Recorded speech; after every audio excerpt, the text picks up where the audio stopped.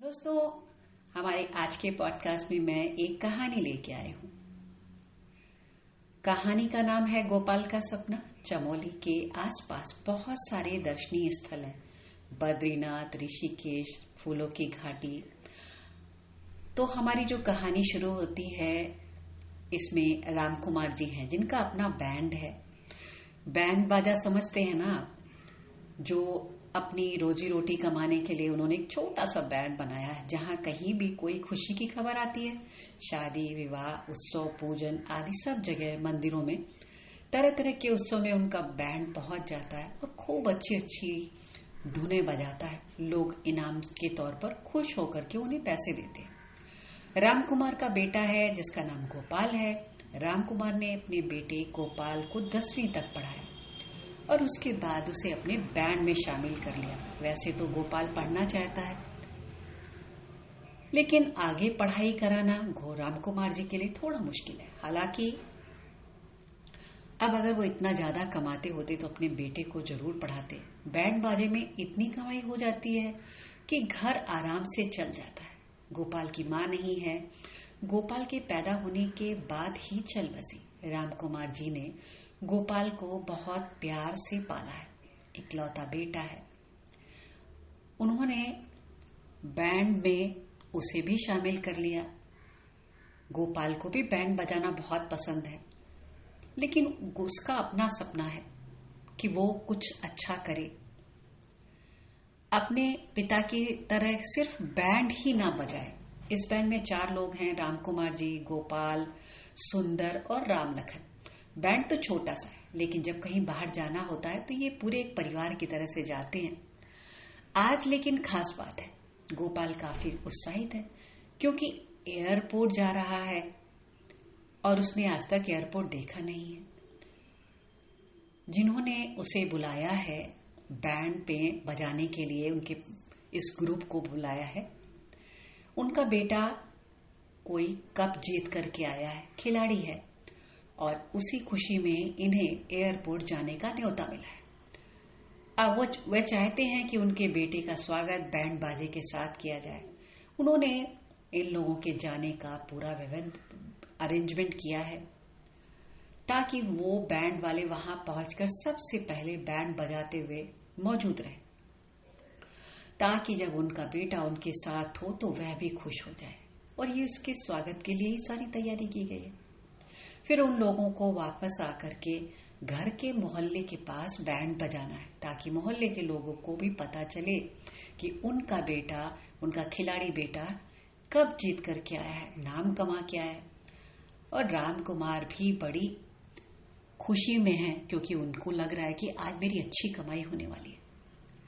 वो अपने साथ थोड़ा सा खाने का सामान बांध लिया। उन्हें पता है कि जहां जा रहे हैं वहां खाने पीने को मिलेगा, लेकिन कब मिलेगा, क्या मिलेगा, तो अपने साथ थोड़ा बहुत चुटुर पुटुर खाने का सामान वो अपने साथ ले लेते हैं और चल पड़ते हैं। 4 लोग बताए हुए पते पर पहुंचते हैं जहां से एयरपोर्ट के लिए रवाना होना है। एयरपोर्ट की तरफ जाने वाले रास्ते पर राम कुमार, गोपाल और उनके सभी साथी जा रहे हैं। गोपाल बड़े ध्यान से पूरे रास्ते खिड़की से बाहर झांक रहा है और देख रहा है। एयरपोर्ट जैसे ही पहुंचे, बड़े धूमधाम से सभी ने बैंड बजाया और इनाम के तौर पर मालिक सर ने अपने बेटे के ऊपर से ढेरों रुपए निछावर करके राम कुमार के हाथ में, गोपाल के हाथ में, कभी सुंदर के हाथ में, सबके हाथों में बारी बारी से रुपए पकड़ाए। स्वागत का कार्यक्रम खत्म होते ही सब गाड़ी में बैठे और वापस मालिक साहब के घर की तरफ रवाना हो गए। मालिक साहब के घर पहुंचते ही वहां पर भी इन लोगों ने खूब बढ़िया बढ़िया धुनें बजाई, बैंड से का संगीत बजाया और बेटे का भव्य स्वागत किया गया। मोहल्ले वाले लोगों को पता चल जाए कि क्या हो रहा है, कौन आया है। और उसके बाद राम कुमार को कहा गया और उनके ग्रुप को कहा गया कि भाई तुम लोग बैंड बाजो, सब जाना नहीं, आराम से खाना वगैरह खा के जाना। साथ में कुछ इनाम भी दिया। जिसने कप जीता था वो अपने हाथ में उस कप को पकड़कर, मेडल को गले में टांग कर बार बार सबसे कह रहा था, फोटो खींचो, इधर से इस एंगल से मेरी फोटो खींचो। गोपाल ये सब बड़े ध्यान से देख रहा है। कि कैसे वो अपनी फोटोएं खिंचवा रहा है। राम कुमार ने धीरे से गोपाल से पूछा, क्या हुआ, तुम क्या देख रहे हो और क्या सोच रहे हो? गोपाल ने कहा, कुछ नहीं, मैं तो बस सोच रहा हूँ कभी मैं भी कुछ ऐसा करूं जिससे आप भी बहुत खुश हो करके मेरे लिए बैंड बजाओ। राम कुमार हंसते हुए कहते, हाँ हाँ जरूर, तुम तो मेरे लाडले बेटे हो, एक ना एक दिन मेरा नाम रोशन जरूर करोगे। खाना खाने के बाद, और वैसे भी तुम मुझे बहुत प्रिय है, खाना खाने के बाद राम कुमार और उनका बैंड अपने अपने घर के लिए रवाना हो जाते। आज काफी अच्छी कमाई होने की वजह से राम कुमार काफी खुश हैं और उनके सारे सहयोगी साथी भी बहुत खुश हैं। घर पहुंचने पर सबके हिस्से का जो पैसा था राम कुमार जी ने बांट दिया।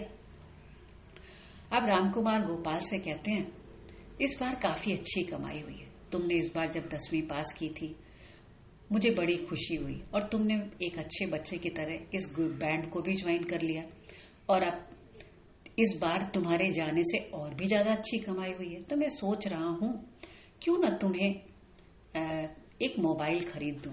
बताओ तुम्हें कौन सा मोबाइल पसंद है? गोपाल बहुत खुश हो जाता है। वो कहता है कि मैं मेरे दोस्त के पास जाकर के आता हूँ, उसके पास जो मोबाइल फोन है वो बहुत सुंदर लगता है, मुझे बहुत पसंद है।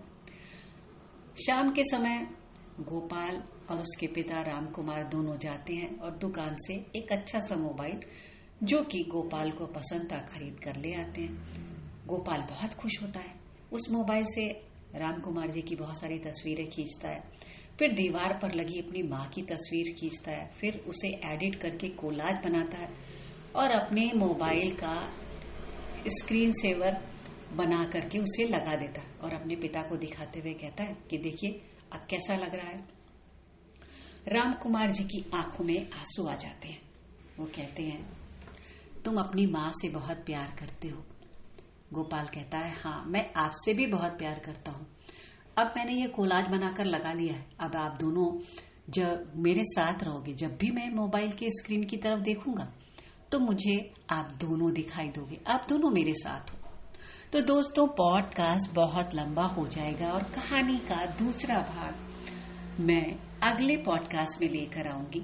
आप इस कहानी को सुनते रहिएगा। मुझे धैर्यतापूर्वक सुनने के लिए आपका धन्यवाद। गोपाल के सपने में आगे क्या होता है इसके लिए अगले भाग में मिलते हैं।